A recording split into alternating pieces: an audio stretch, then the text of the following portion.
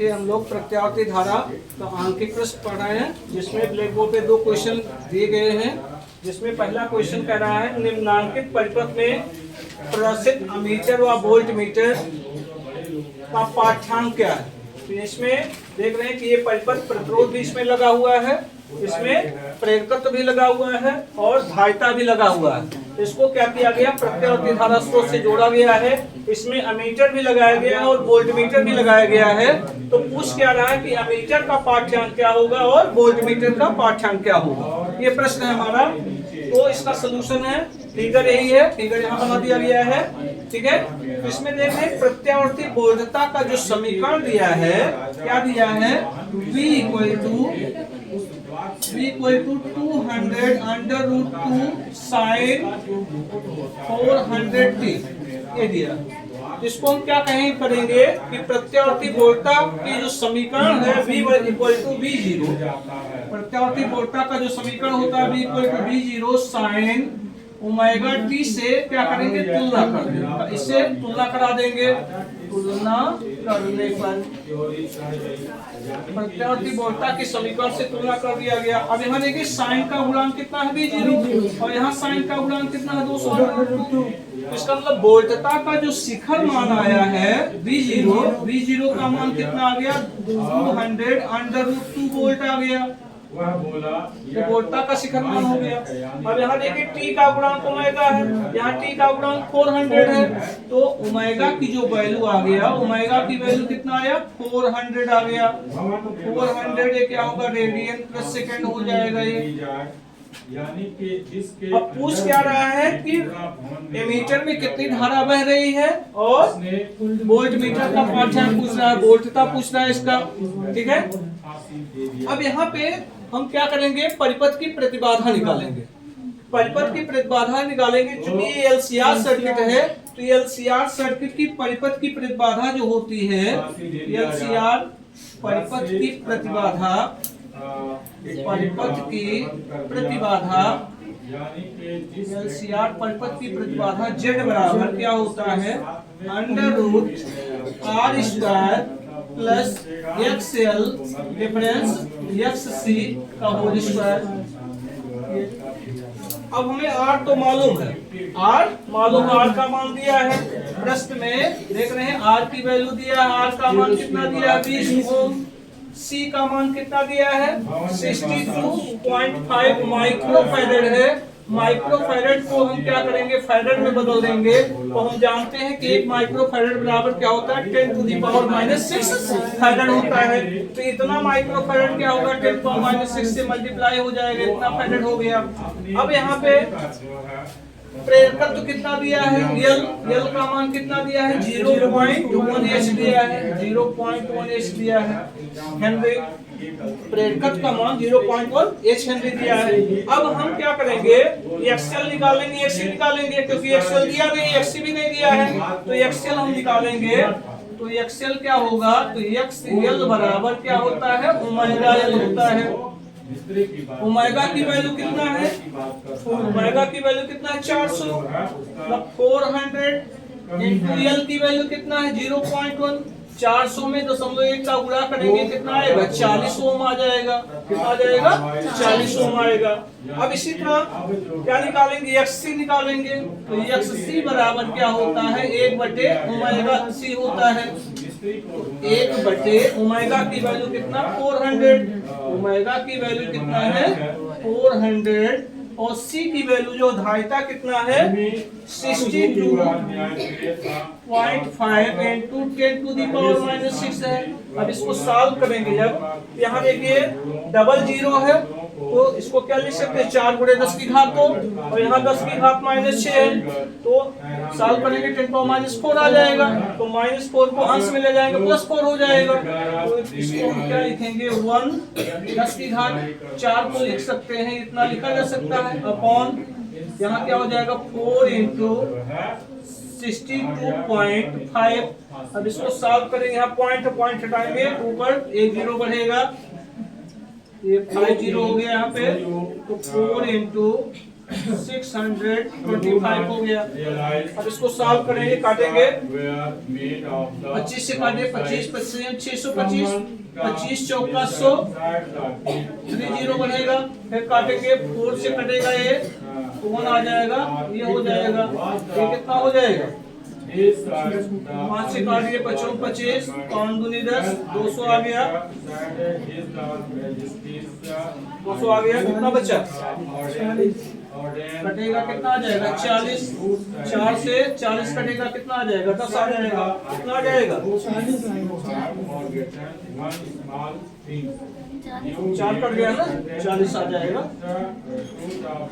5 24 40 आ गया। एक्ससी की वैल्यू कितना आ गया? 40 ओम। तो एक्सएल का मान कितना है? 40 ओम आया। एक्ससी का मान भी कितना आ गया? 40 ओम आ गया। अब परिपथ की प्रतिबाधा हम निकालेंगे, तो Z इक्वल टू क्या होगा? अंडर रूट R की वैल्यू कितना दिया है? 20 ओम। तो 20 ओम, इसका स्क्वायर प्लस एक्सएल का मान कितना है? 40 और एक्ससी का मान भी कितना है? 40। 40 में से 40 निकलेगा, क्या हो जाएगा? 0। 20 का वर्ग कितना होगा? इसका स्क्वायर करेंगे, 40 में 40 निकलेगा 0, 0 का वर्ग 0 होगा। 20 का वर्ग कितना होगा? 400।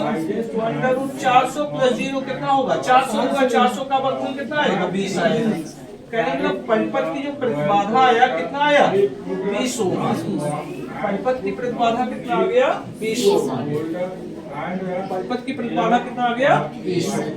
अब परिपथ की प्रतिबाधा मालूम हो गया। अब वोल्टता निकालना है।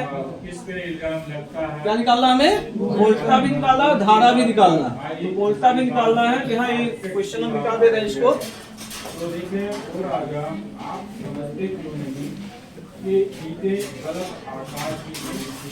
कौन बता रहा है? जो कारीगर है, जो कह रहा है ईंट का हमें क्या निकालना? अमीटर का पाठ्यांक निकालना। क्या निकालना है? अमीटर का पाठ्यांक ज्ञात करना है। तो अमीटर का पाठ्यांक क्या होगा? अमीटर का पाठ्यांक, अमीटर का पाठ्यांक, तो अमीटर का पाठ्यांक क्या होगा? अमीटर में बहने वाली धारा I, अमीटर में प्रवाहित धारा, तो मीटर में प्रवाहित धारा I बराबर क्या होगा?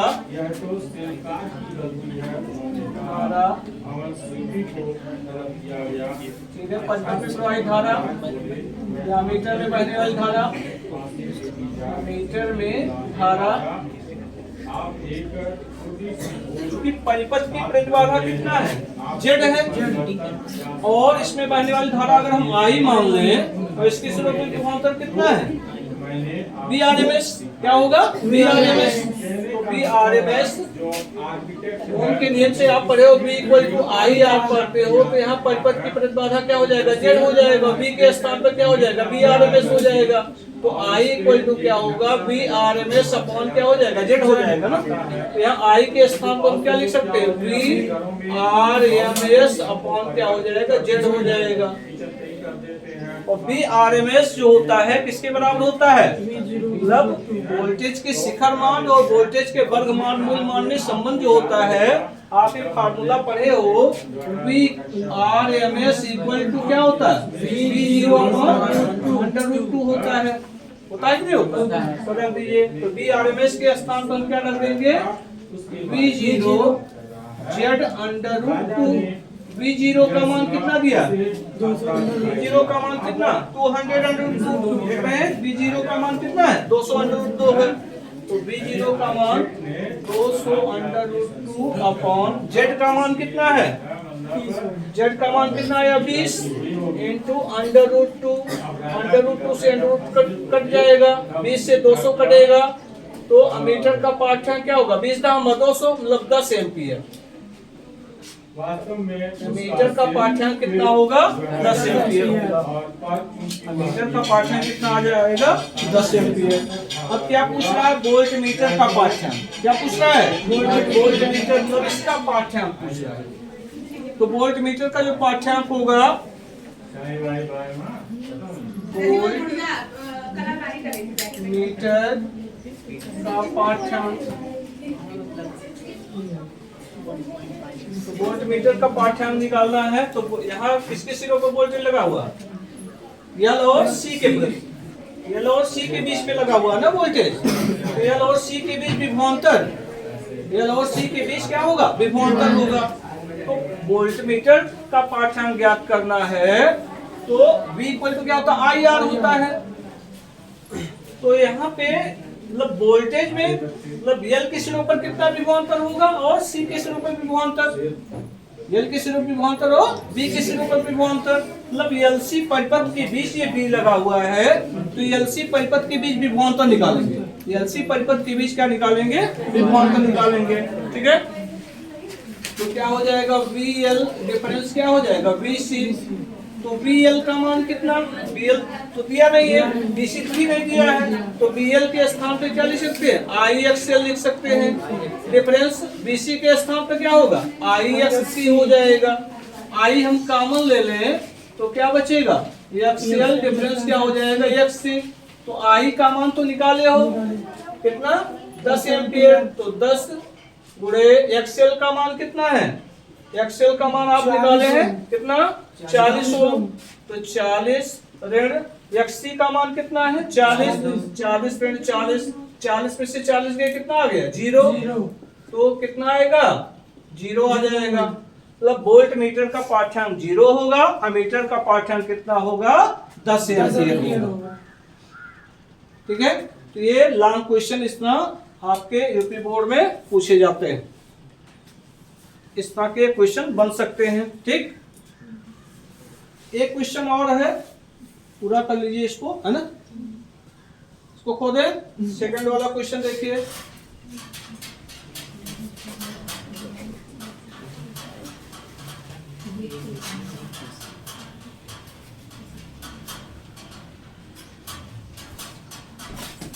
सेकंड क्वेश्चन हमारा कह रहा है कि दिखाए गए प्रत्यावर्ती धारा परिपथ में, दिखाए गए प्रत्यावर्ती धारा परिपथ में गणना कीजिए। तो परिपथ ये जो दिया गया है, तो आप देख रहे हैं इसको कि दिखाए गए प्रत्यावर्ती धारा परिपथ में गणना कीजिए। ये परिपथ है आपका, ये प्रतिरोध दिया है जिसका मान 100 ओम है, प्रेरकत्व एल का मान 0.1 हेनरी है और V equal to 10 sin 1000 t दिया हुआ है। मतलब वोल्टा का समीकरण दिया गया है, मतलब इसको प्रत्यावर्ती धारा स्रोत से जोड़ा गया है। इसका मतलब एलआर परिपथ है। कौन सा परिपथ है, एलआर परिपथ है। और इसमें प्रेरकत्व एल का प्रतिघात ज्ञात करना और क्या मालूम करना, संपूर्ण परिपथ की प्रतिधारा ज्ञात करना, परिपथ में धारा का शिखर मान भी ज्ञात करना, लगाई गई वोल्टा तथा परिपथ की धारा में के बीच कलांतर भी ज्ञात करना है। तो ये दूसरा क्वेश्चन हमारा।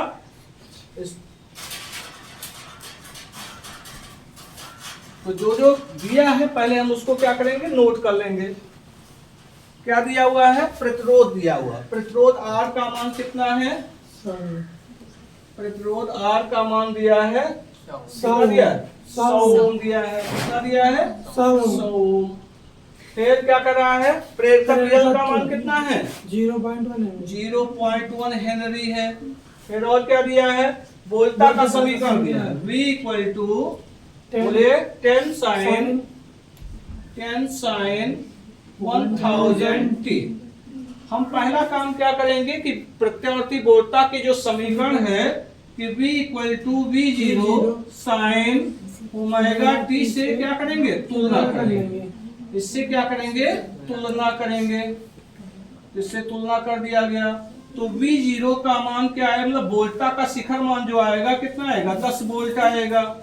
ठीक, यहाँ t का गुणांक 1000 है, यहाँ t का गुणांक ओमेगा है, तो ओमेगा की जो वैल्यू आएगी कितना आएगा, 1000 रेडियन प्रति सेकंड हो जाएगा ये। ठीक, अब हमें क्या पूछता है, पहला क्वेश्चन क्या पूछ रहा है यहाँ पे, प्रेरकत्व का प्रतिघात, प्रेरण प्रतिघात क्या पूछ रहा है, प्रेरण प्रतिघात। तो प्रेरण प्रतिघात को किससे दिखाते हैं, एक्सएल से। तो एक्सएल बराबर क्या होता है, ओमेगा। एक्सएल बराबर क्या होता है, ओमेगा। ओमेगा की वैल्यू कितना, 1000 और एल की वैल्यू कितना है 0.1। तो गुणा करोगे, 0 गायब हो जाएगा, कितना आएगा 100। कितना आ जाएगा, ये 100 ओम आ जाएगा। तो एक्सएल की वैल्यू कितना आ गया, 100 ओम। कितना आया, 100 ओम आ गया। ये पहला कंप्लीट हुआ। कह रहा संपूर्ण परिपथ की प्रतिबाधा क्या निकालना है? परिपथ की प्रतिबाधा। परिपथ की प्रतिबाधा निकालना है। तो कौन सा परिपथ है ये? क्या लगा हुआ है इसमें? प्रेरण कुंडली लगा हुआ है और प्रतिरोध मतलब एलआर परिपथ है। कौन सा परिपथ है? एलआर परिपथ है। तो एलआर परिपथ की प्रतिबाधा, एलआर परिपथ की प्रतिबाधा क्या होगा? Formula Z equal to under root square XL square plus plus R square. XL तो हमें मालूम हो गया है। एक्सएल कितना निकाले हो? कितना निकाले एक्सएल? 100। तो 100 का स्क्वायर प्लस आर कितना है? 100 का स्क्वायर। ठीक। अब 100 का स्क्वायर प्लस 100 का स्क्वायर, इसको आप क्या लिख सकते हो? 2 into 100 का स्क्वायर लिख सकते हैं। लिख सकते हैं कि नहीं? लिख सकते। अब 100 के स्क्वायर का रूट क्या होगा? 100 हो जाएगा और 2 का नहीं निकलेगा तो 100√2 हो जाएगा। तो परिपथ की प्रतिबाधा जो Z की वैल्यू आया, Z की वैल्यू कितना आ गया? 100√2 ओम आ गया ये। तो परिपथ की प्रतिबाधा आ गया। और क्या पूछ रहा है? परिपथ में धारा का शिखर मान। परिपथ में क्या पूछ रहा है? धारा का शिखर मान पूछ रहा है। तो परिपथ में धारा का शिखर मान, जैसे संपूर्ण परिपथ की प्रतिबाधा Z बराबर क्या होगा? वोल्टेज का शिखर मान बटे क्या होगा? धारा का शिखर मान होगा। तो वोल्टेज का शिखर मान तो दिया है 10 वोल्ट। तो यहाँ हमें क्या निकालना? I0 निकालना। क्या निकालना है? I0 जब निकालेंगे तो I0 बराबर क्या होगा? V0/Z हो जाएगा। तो I0 बराबर क्या होगा? V0 का मान कितना? 10 और Z का मान कितना? 100√2। अब इसको सॉल्व करेंगे तो 100√2 से ऊपर नीचे गुणा कर दें तो क्या आ जाएगा? इससे कैंसिल हो जाएगा। तो ये क्या आ जाएगा? 1/10 √2। √2 से ऊपर नीचे गुणा करेंगे तो 10 गुणे कितना हो जाएगा? 2। तो कितना? √2 का मान 1.414 बटे 10 दूना 20। इससे भाग दे देंगे। 1.414 में 20 से भाग दे देंगे तो जो आएगा वो क्या हो जाएगा? धारा का शिखर मान हो जाएगा। ठीक। अब इसको भाग दीजिए, 0 हटाएंगे, 0 ऊपर बढ़ जाएगा। मतलब कहने का मतलब 1.414 में किससे भाग दें? 20 से। तो 0.5 बार जाएगा, 100 हो जाएगा और जाएगा 7 टाइम्स 0 8 1 4 और यहाँ 0 7 बार मतलब 0.77 क्या आ जाएगा? 0.77 आ जाएगा। या इतना ही छोड़ सकते हैं या इतना ही छोड़ रख सकते हो। ठीक है। या इसको आप सॉल्व कर सकते हो 0.77 एम्पियर, या यहीं पे I0 का मान यही रख सकते हैं, इतना ही छोड़ सकते हैं, इतना एम्पियर। ठीक है। मतलब I0 का मान ये भी रख सकते हो 1/10√2 एम्पियर भी कह सकते हो। ठीक है। तो यहाँ भी सही है, कैलकुलेशन कर सकते हो तो आगे भी कैलकुलेशन आप कर सकते हैं। तो आ जाएगा 0.77 एम्पियर आ जाएगा। फिर आगे प्रश्न तीसरा क्वेश्चन क्या पूछ रहा है? लगाई गई वोल्ट तथा परिपथ की धारा में कलांतर। तो एलआर परिपथ के बीच जो कलांतर होता है tan phi बराबर क्या होता है? एक्सएल अपॉन आर होता है। तो एक्सएल अपॉन आर, तो tan phi बराबर एक्सएल की वैल्यू कितना है? एक्सएल की वैल्यू 100 और आर की वैल्यू कितना है? 100। तो ये 100 हो गया, 100 से 100 कट गया तो tan phi इक्वल टू क्या आ गया? 1 आ गया। अब 1 tan के कितने एंगल का मान होता है? 45। tan 45 अंश का मान 1 होता है तो phi की वैल्यू कितना आ जाएगा? 45 अंश आ जाएगा। कहने का मतलब लगाई गई वोल्टता और जो धारा है उसके बीच जो कलांतर है कितना है? 45 अंश है। कितना है? 45 अंश। तो ये 2 क्वेश्चन आपके कंप्लीट हुए। ठीक।